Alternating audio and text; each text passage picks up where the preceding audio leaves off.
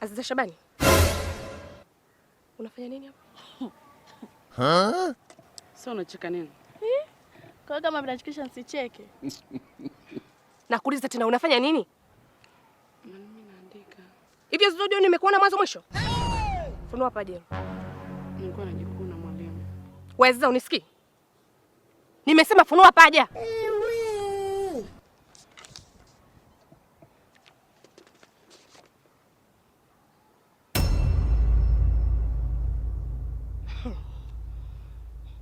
Majibu eti?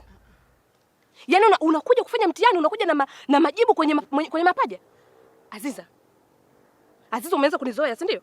Mwalimu nilikuwa najichola tu. Yaani wenzao wanafanya mtihani, wewe unajichola kwenye mapaja?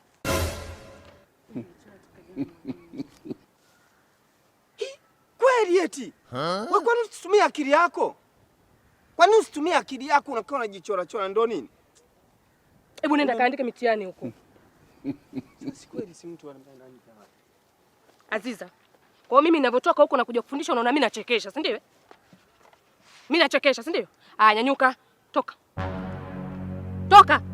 Mwalimu, ila siko peke yangu, kuna wengine wana majibu pia. Hebu kelele huko. Nimesema toka. Toka huko. Mbavu kabisa wewe. Yaani wewe. Jamani, mmeona kilichotokea hapa? Nimuone mtu yeyote anafanya huu ujinga aliofanya Aziza. Yaani kuna wakati mnaniumiza kichwa. Kwa nini mnakuwa hivyo lakini? Na hili halijaishia hapa. Hii kesi mpaka kwa mwalimu mkuu. Alafu atanitambua. Ndio shule yenye vituko.